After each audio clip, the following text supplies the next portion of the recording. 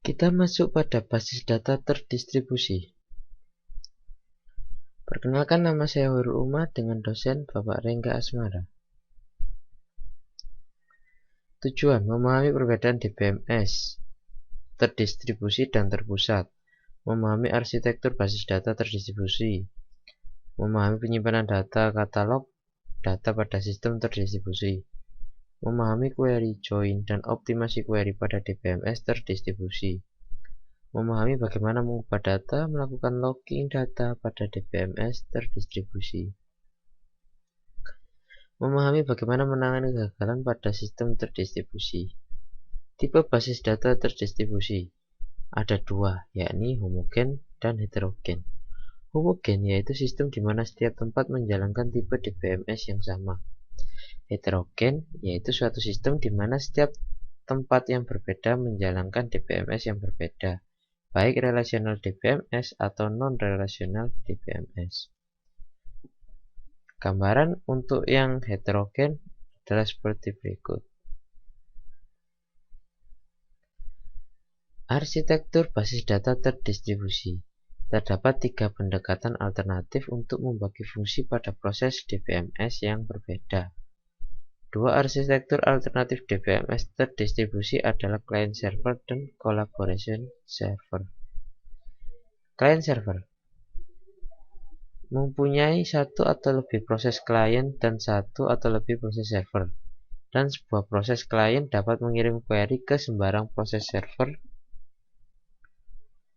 Klien bertanggung jawab pada antarmuka untuk user, sedangkan server mengatur data dan mengeksekusi transaksi, sehingga suatu proses klien berjalan pada sebuah personal komputer dan mengirim query ke sebuah server yang berjalan pada mainframe.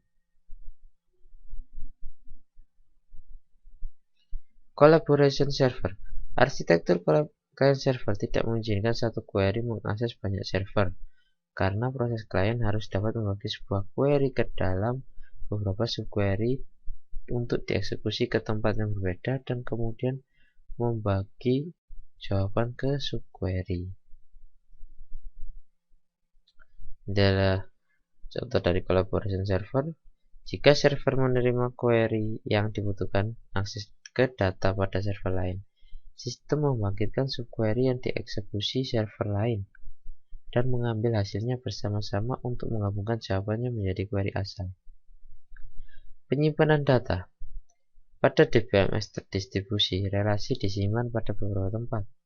Pengaksesan relasi yang disimpan pada remote site mengakibatkan biaya melewatkan pesan, dan untuk menguranginya, sebuah relasi dibatasi atau difragmentasi ke beberapa tempat, dengan fragmen dikirim ke tempat di mana fragmen tersebut sering diakses, atau replika pada setiap tempat di mana relasi menjadi kebutuhan yang tinggi.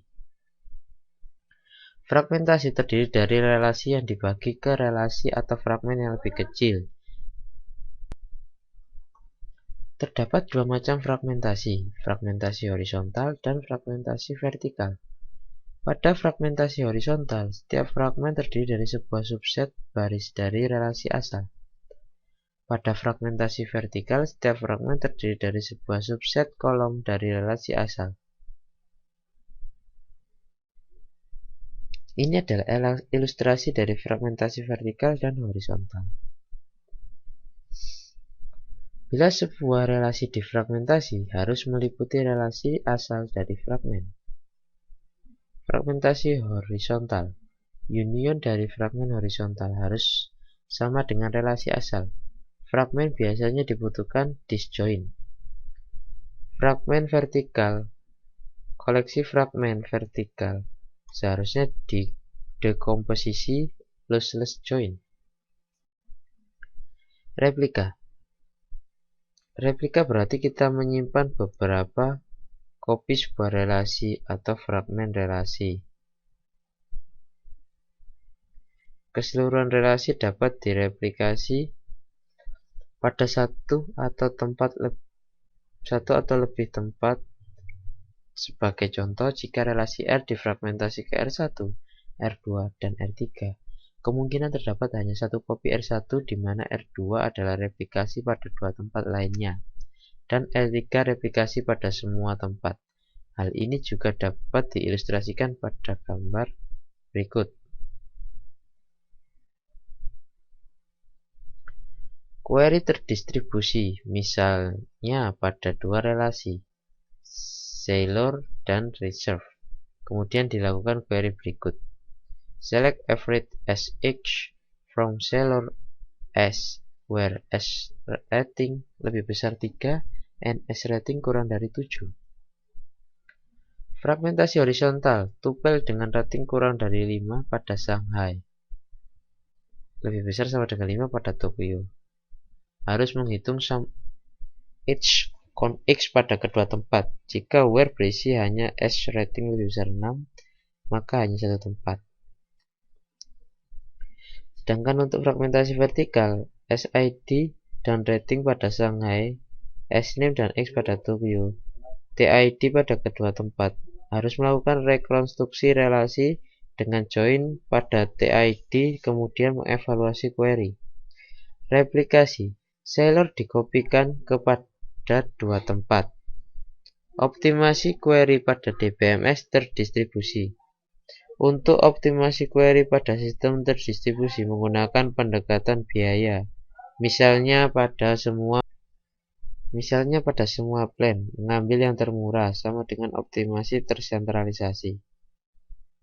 Perbedaan optimasi query pada terdistribusi dan tersentralisasi adalah biaya komunikasi yang harus dipertimbangkan.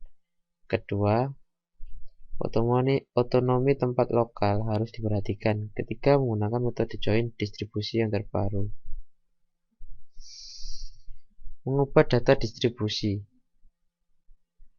Ada beberapa cara. Pertama, synchronous replication, yaitu semua kopi dari relasi yang dimodifikasi harus diubah sebelum modifikasi transaksi commit.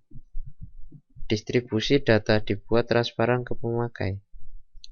Yang kedua adalah asynchronous replication. Kopi dari sebuah relasi yang dimodifikasi hanya diubah secara periodik. Kopi yang berbeda akan keluar dari sinkronisasi. User harus waspada pada distribusi data. Produk saat ini mengikuti pendekatan ini. Peer-to-peer replication. Lebih dari satu kopi dari satu objek dapat menjadi sebuah master. Perubahan ke kopi master harus dipropaganda ke kopi lain dengan cara berlainan. Primary set replication.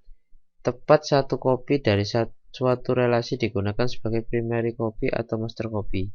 Replika pada tempat lain tidak langsung diubah. Primary copy dipublikasikan. Locking pada sistem terdistribusi. Ada beberapa cara. Pertama, sentralisasi, yaitu satu tempat melakukan semua penguncian dan pembukaan kunci untuk semua objek. Primary copy, semua penguncian untuk suatu objek dikerjakan pada tempat primary.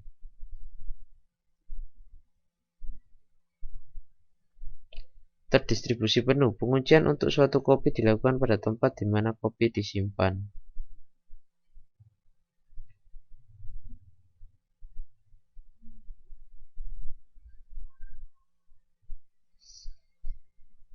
Distribute recovery, proses pemulihan pada DBMS terdistribusi lebih kompleks daripada tersentralisasi karena terjadi kegagalan yang baru, misalnya saluran komunikasi dan remote site.